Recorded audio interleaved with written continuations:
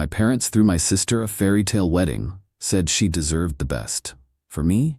A courthouse. You don't need all that fuss, Mom said, like my love wasn't worth celebrating. I walked away. Now they're blowing up my phone. It's always been Emily, and then me. Second fiddle, sidekick in my own life story. I know it sounds bitter, but it's the honest-to-God truth. From the moment Emily was born, sunshine just seemed to orbit around her. And the rest of us? Well, we just basked in her reflected glow, or tried to. Growing up, it was the little things, the constant, subtle shifts in the atmosphere that told you where you stood. Emily got the bigger piece of cake, the first pick of clothes, the yes to every whim, while I learned the gentle art of compromise and quiet acceptance. It wasn't blatant, not shouting from the rooftops favoritism. It was softer, quieter, more insidious. Like the air just naturally thinned out around me whenever Emily was in the room. Mom and Dad, they weren't bad people, not in the villainous storybook sense. They just adored Emily. She was their golden child, their radiant, effortlessly charming firstborn. And I was just there. Reliable, reasonable, resilient. All the R words that don't exactly scream favorite child material. Don't get me wrong, they provided for me. Clothes on my back, food on the table, a roof over my head. The essentials. But the extras, the little sprinkles of magic that make childhood feel magical, those were Emily's domain. Ballet lessons, horse riding camp, a brand new car for her sweet 16. Emily, Emily, Emily. For me, a hand-me-down bike and the gentle, well-meaning but still lesser reassurance that you're just not as into those things as Emily, are you, sweetie? And you know what? For a long time I bought it. Hook, line, and sinker. I told myself I wasn't into those things. I convinced myself I preferred the quiet, the simple, the less. It was easier than admitting, even to myself, that maybe, just maybe, I wasn't quite as worthy of the best as Emily was. College applications rolled around, and Emily sailed into some fancy private university, tuition paid in full by beaming parents. I got into a perfectly good state school, and the conversation was less about celebration and more about practicality. State school is smart, Sarah, Dad had said, patting my shoulder in that slightly distant way he had. Less debt, responsible. Responsible, that word again, my epitaph maybe. Then there was dating. Emily, naturally, had a string of handsome, popular boyfriends throughout high school and college. Each one was paraded before the family like a prize, analyzed, dissected, and ultimately approved or disapproved by Mom, whose standards were exacting, shall we say. When I started dating Mark in my junior year of college, it was different. Mark wasn't the football captain or the fraternity president type. He was quiet, thoughtful, funny in a dry, understated way. He was real. And when I brought him home to meet the parents, the air in the room seemed to thin out again, just like it always did when Emily was the sun in the room and I was just orbiting in the shadows. He's nice, Mom had said, her tone doing that tightrope walk between polite and something else. Disappointment? Pity? I never could quite nail it down. Dad had just nodded, asked Mark a perfunctory question about his major, and then subtly steered the conversation back to Emily's latest internship at some high-powered law firm. Mark, bless his heart, noticed. He wasn't dumb. He just squeezed my hand under the table and gave me that quiet, steady look of his that always made me feel seen, truly seen, for the first time in my life. They'll come around, he'd murmured later, but even he sounded like he wasn't entirely convinced. And deep down, a cold little seed of doubt started to sprout in my own heart too. Fast forward a few years. Emily predictably got engaged first. To a doctor, no less. Handsome, successful, charming, the whole package. Mom and Dad practically vibrated with joy. The wedding planning started before the ring was even properly sized. Talk of venues, dresses, guest lists, it was a whirlwind of excitement and champagne wishes. Emily deserves the best, Mom declared, her eyes shining with a kind of fierce maternal pride I rarely, if ever, saw directed my way. She's always dreamed of a fairy tale wedding. And who was I to argue with a fairy tale? I smiled, offered congratulations, and tried to ignore the little prickle of something that started behind my eyes. Resentment? Jealousy? No, it was deeper than that. It was a dull ache of invisibility. Like my own dreams, my own best, were somehow less valid, less worthy of celebration. Then came my turn. Mark and I, we'd been together for 5 years by then. We were solid, we were happy, and we were practical. We bought a little fixer-upper house together. We were saving for the future. A big splashy wedding just wasn't us or our priority. So we decided to do it our way. Small, intimate, just us, maybe a handful of close friends and family at the courthouse. Simple, meaningful, perfectly us. I braced myself when I told my parents. I really did. I rehearsed the lines in my head, prepared for the inevitable gentle or not so gentle pushback. But nothing could have prepared me for the sheer dismissal.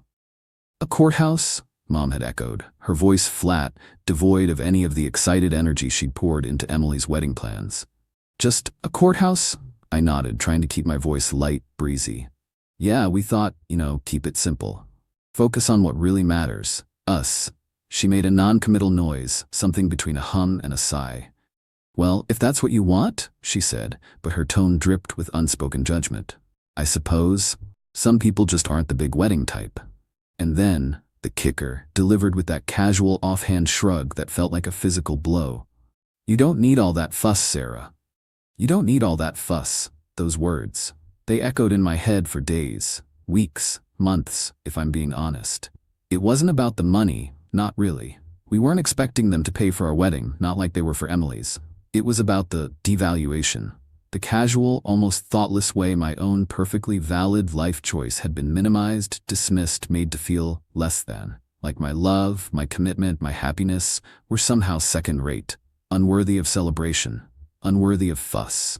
The contrast with Emily's wedding planning was stark.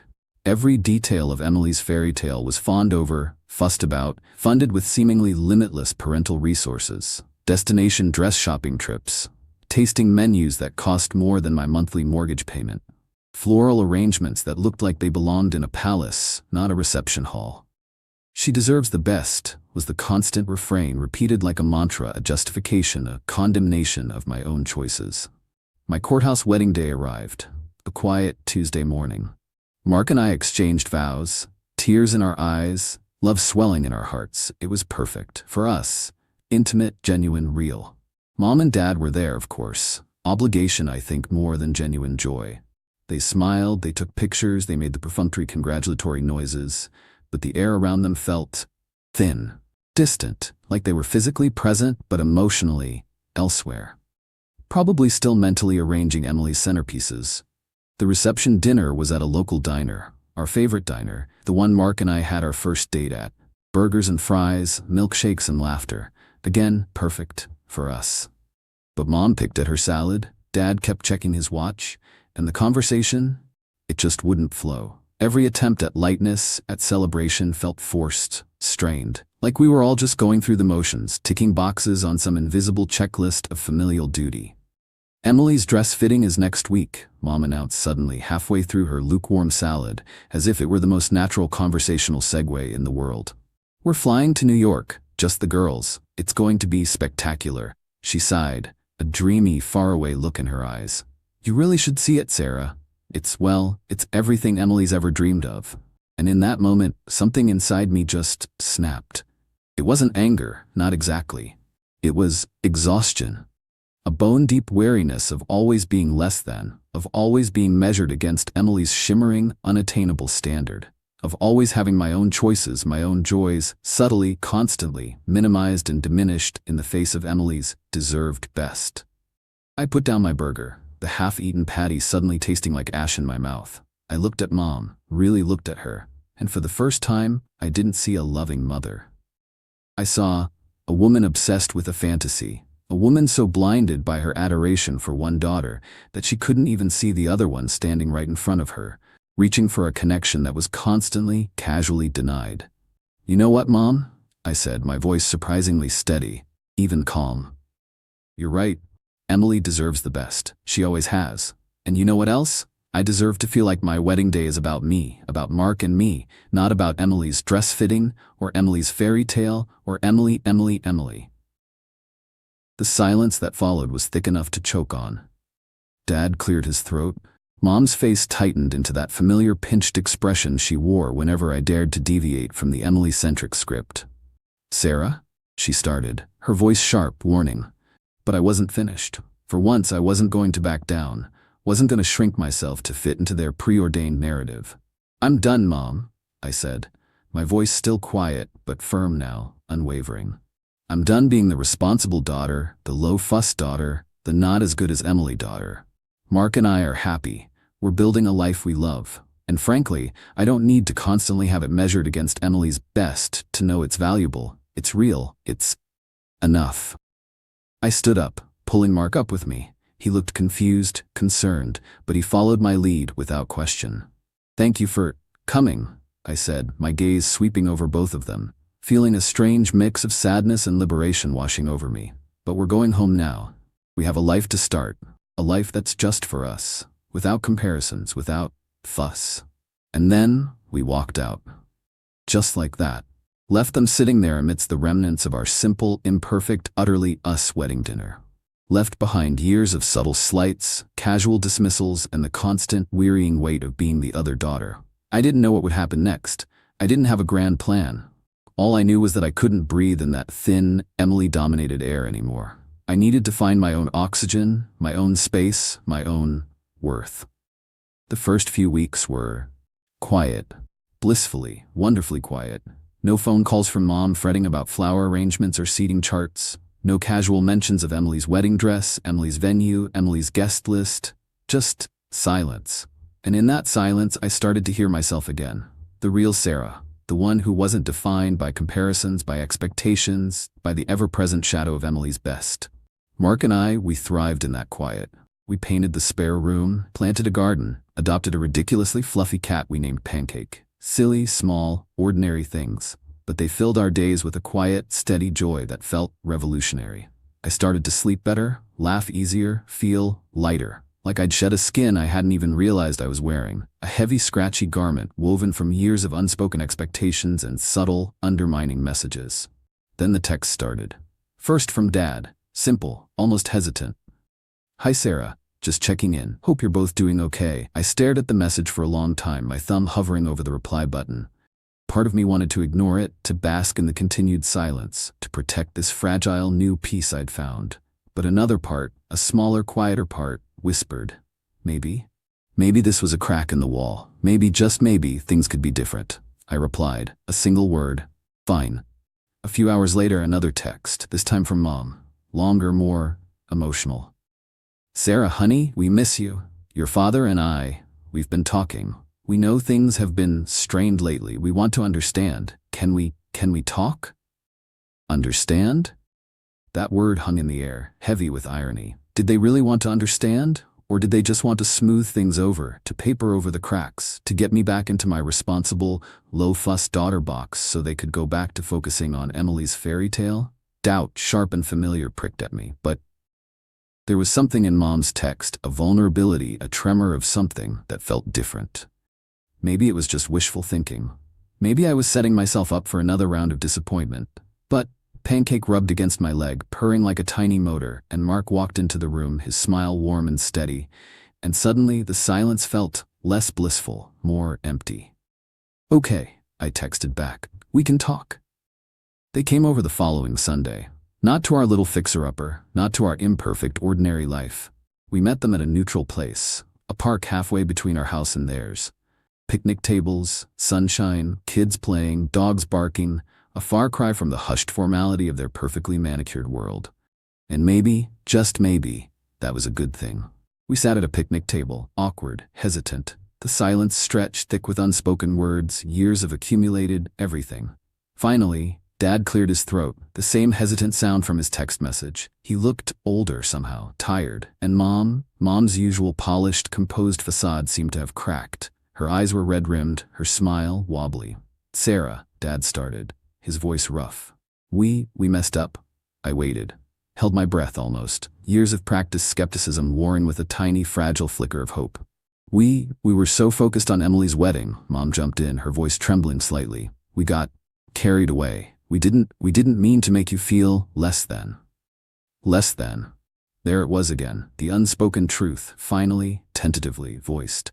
But did they really get it? Did they understand the depth of it, the years of accumulated weight behind those two simple words? "It wasn't just the wedding, Mom," I said, my voice quiet but steady. "It was everything. Growing college, everything. It's always been Emily first. Emily deserves the best, and me, I get You don't need all that fuss. Tears welled in Mom's eyes, finally spilling over and tracing tracks through her carefully applied makeup. Oh, Sarah, honey, she choked out. That's not how we meant it. We love you both. We do. But Emily, she's always been more sensitive, more needy, maybe. And you've always been so strong, so independent. We assumed you were okay. We assumed you didn't need the fuss. Assumed. That word too hung in the air, just as heavy as less than. Assumed. So much damage done, so much hurt inflicted, all in the name of assumptions. Assumptions about who we were, what we needed, what we deserved. I looked at them, really looked at them, and saw not villains, not monsters, but flawed, fallible human beings. Beings capable of great love, but also capable of great blindness. Beings who, in their clumsy, imperfect way, were finally, maybe, starting to see the cracks in their own carefully constructed fairy tale. Mom, I said, my voice softer now, the anger, the resentment, slowly starting to give way to something else. Something softer. It's not about needing fuss, it's about feeling valued. Feeling like my choices, my happiness are just as important to you as Emily's. Feeling like my love is worth celebrating, even if it's not a fairy tale wedding. She reached across the table, her hand trembling as she covered mine. Her touch was warm, familiar, and for the first time in a long time, it didn't feel thin. We know, honey, she whispered, her voice thick with tears. We're starting to understand, and we're so sorry. Dad nodded, his eyes also glistening. We want to do better, Sarah, he said, his voice low and sincere. We really do. Will you let us try? I looked at Mark, who squeezed my hand reassuringly. I looked at my parents, their faces etched with a vulnerability I rarely saw. A vulnerability that felt real. And in that moment, amidst the sunshine and the laughter of children playing in the park, something shifted inside me. The hard knot of resentment, the years of accumulated hurt, started to loosen, to dissolve, to melt. Yes, I said, my voice barely above a whisper, but firm, unwavering. Yes, I'll let you try. The road ahead, I knew, wouldn't be easy. Years of ingrained patterns of subtle favoritism don't just vanish overnight. There would be bumps, missteps, maybe even backslides. But for the first time in a long time, I felt a flicker of hope. A fragile, tentative belief that maybe, just maybe, things could be different. That maybe, just maybe, my love, my life, my ordinary happiness could finally be seen, acknowledged, and celebrated. Not as less than, but as enough. As worthy, as mine. And maybe, just maybe, that was a fairy tale ending worth believing in, after all.